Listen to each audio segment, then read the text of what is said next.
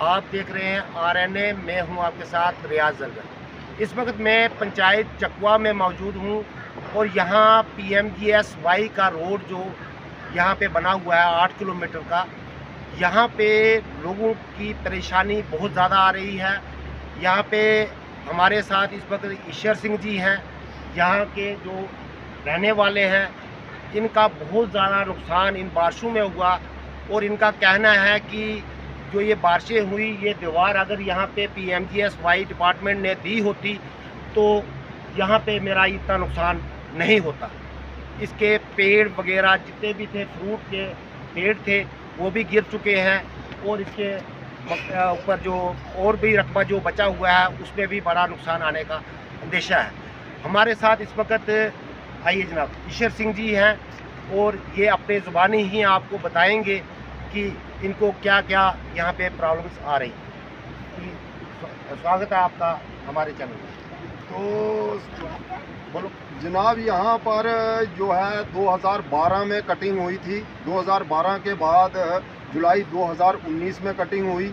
2012 में मेरे 20 पेड़ गए, उनका भी मुझे कोई ना मुआवजा मिला ना उन्होंने देखा सुना, तो ये मलबे के नीचे धंस दिए पहले भी पेड़। फिर जुलाई 2019 में फिर से इन्होंने दूसरी कटिंग शुरू की। पहले रोड बाहर से था और फिर दोबारा इन्होंने दूसरी पीछे की कटिंग जब शुरू की तो ये हमारा काफ़ी नुकसान किया। कुछ हमारे पेड़ जो ऊपर से आए और इस मलबे के नीचे, इस रोड के नीचे इन्होंने धंस दिए और ऊपर से मलबा चढ़ा दिया। तो जब मैंने इनको बोला कि भाई ये क्या बात है, तो वो बोलते हैं आपको मुआवजा मिल जाएगा। तो मुआवजा मिलते मिलते मेरी ज़मीन 15 कनाल ज़मीन जो है वो तबाह हो चुकी है। और इस वक्त भी जो इस बारिश में जो नुकसान हुआ है, वो पेड़ इस वक्त भी ऊपर से आपको दिखाई दे रहे हैं। पूरी 160 मीटर की एरिया में, यानी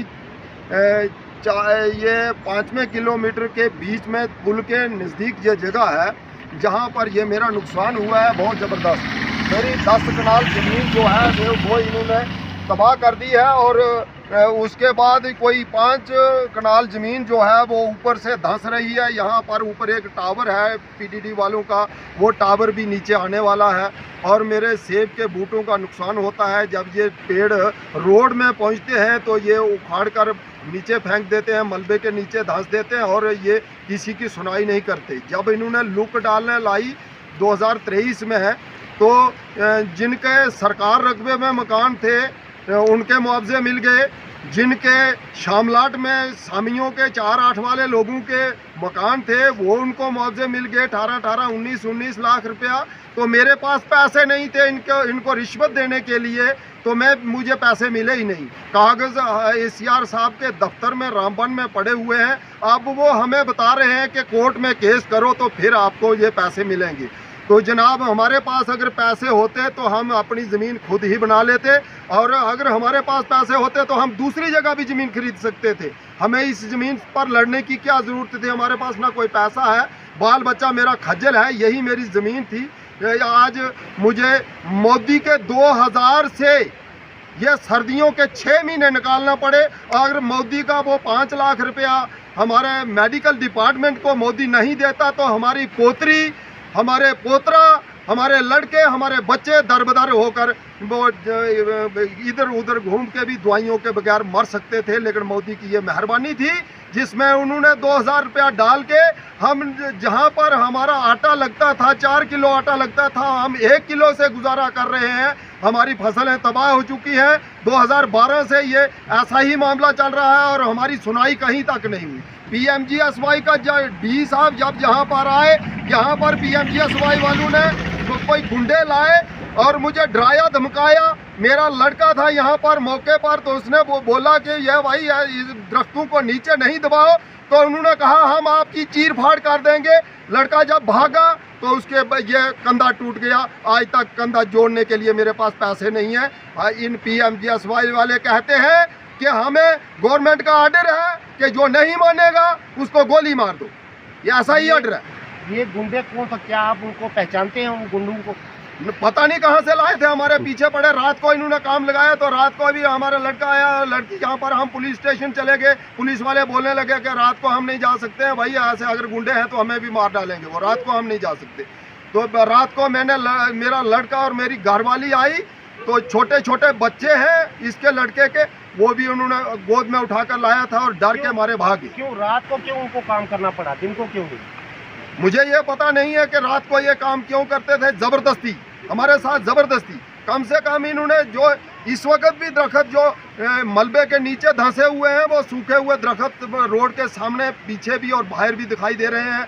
जो इन्होंने नाली निकाली थी, वो नाली मैंने इनको रोका कि नाली मत निकालो, जब दंगे देने आपने तो तब नाली निकालना। तो इन्होंने पहले नाली निकाली। आप देखो नुकसान कितना, ऊपर तक मेरी 5 कनाल जो जमीन बची थी वो भी तबाह हो चुकी है। क्या आपने कोई इसका स्टे लाया था, काम रोका था इसका? हाँ, स्टे लगाया था, लेकिन स्टे को डी ने माना नहीं।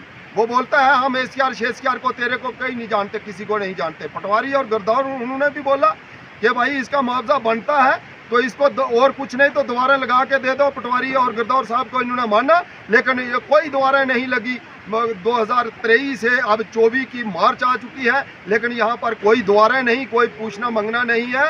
ये जिस वक्त भी आते हैं अपनी मर्जी से, जब दरख्त ऊपर से नीचे आते हैं तो मशीन के साथ नीचे फेंक देते हैं, कोई पूछने वाला नहीं है इनको। अब जो आपका ये नुकसान हुआ है, आपकी ये ज़मीन निकल गई है, पेड़ नीचे आ गए हैं, क्या आपने तहसीलदार बटोत से संपर्क किया? हाँ, तो उसको भी बेचारे को कितनी बार लाना है। वो भी 2023 में कम से कम 4 दफ़ा 5 दफ़ा उसने नोटिस लिखे और यहाँ पर वो मौके पर आया, उसने कहा कि इसका बनता है। उसने कागज़ बना के दे दिए हैं और वो एसीआर साहब के दफ्तर में है रामबन। देखिए, आप हमें ये बताएं कि जब आपने स्टे इस पे लाया था, स्टे किस पे लाया था, डिपार्टमेंट पे लाया था या ठेकेदार पे? नहीं, ठेकेदार ज़बरदस्ती कर रहा था पुल वाला। तो उसने मेरे एक जौ लगाए थे मैंने, एक खुम्बा, तो वो उसने उखाड़ दिया मशीन से, तो ज़बरदस्ती करने लगा, तो मैंने इसलिए स्टे लगाया था। लेकिन आज तक कोर्ट वालों ने भी उस ठेकेदार को पकड़ के नहीं लाया कि तूने ये क्या किया। क्या आपने बताया कोर्ट में जाके कि मैंने यहाँ से स्टे लिया था, उसके बावजूद भी यहाँ पे काम लग गया? हाँ, तो उन्होंने बताया, कोर्ट वालों ने बताया कि हम ठेकेदार को पकड़ सकते हैं, लेकिन कंपनी वाले इन PMGSY वालों को नहीं पकड़ सकते। क्या आपने डी साहब से रब्ता किया जब ये नुकसान हुआ इन बारिशों में, जो आपका ये खेत नीचे आ गया है, आपने रब्ता किया डी साहब से?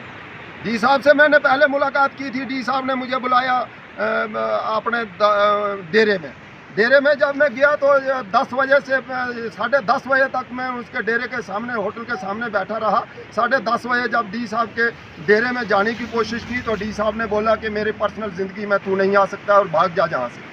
फिर मैं उसके दफ्तर में गया तो डी साहब ने बताया कि मैं आपका मुआवजा भी दिलवाऊंगा, सब कुछ दिलवाऊंगा। फिर मुआवजा दिलवाने के बजाय उसने गुंडे लाए और सरपंच ने, हमारे पंचायत के सरपंच ने गुंडे लाए, तो यहाँ नाले में बैठा के रखे थे, कुछ दराड़ लेकर, कुछ डांगे लेकर। तो कुछ यहाँ पर बैठे हुए थे डी साहब के गुंडे, तो वो बोलने लगे कि अगर तू मशीन को रोकेगा तो तेरे ऊपर मशीन चढ़ा देंगे। हालांकि हम मशीन के नज़दीक गए, मशीन वाले को भी हमने बोला, रोका, तो मशीन वाले ने बोला कि आगे नहीं आना, हमें डी साहब का आर्डर है कि मशीन के नीचे दे दो इसको, कोई बात नहीं, इसका कोई है नहीं, तो इसका क्या एक घर है तो इसको क्या करना है। ठीक है, आपने देखा जैसे कि ये ईश्वर सिंह जी ये है, यहाँ के रहने वाले हैं, चकुआ के रहने वाले हैं। ये 5 किलोमीटर जो बटोत से PMGSY ने रोड बनाया है, ये 5 किलोमीटर पे इनकी ज़मीन आती है और इनका कहना है कि मैंने स्टे लाया था, स्टे को भी नहीं माना गया। जबकि मैं स्टे लाया था कि इस काम को रोका जाए, जब तक मेरा मसला हल नहीं होता, इसका कंपनसेशन जो है, मुआवजा है, वो भी अभी इनको नहीं मिला है। और आज देखा जाए, जो आज की बात है वो इस ज़मीन की बात है। ये ज़मीन जो इस वक्त खिसक के नीचे आ चुकी है और इनका कहना है कि अगर इसमें दीवार वगैरह लगी होती तो मेरा इतना बड़ा भारी नुकसान नहीं होता। लेकिन दीवार ना लगने की वजह से इस वक्त ये खेत पूरा नीचे आ चुका है। इसमें पेड़ आप देख सकते हैं, कैमरामैन से मैं खास करूँगा, आप दिखाएं, ये पेड़ जो हैं, ये पेड़ भी नीचे आ गए हैं। और ये इनका कहना है कि ऊपर टावर है, टावर भी कल को नीचे आ सकता है अगर इसमें दीवार नहीं लगेगी या इसकी कोई प्रोटेक्शन नहीं दी जाएगी, तो कुछ भी नुकसान हो सकता है। बने रहें आप RNA के साथ। मैं रियाज असगर।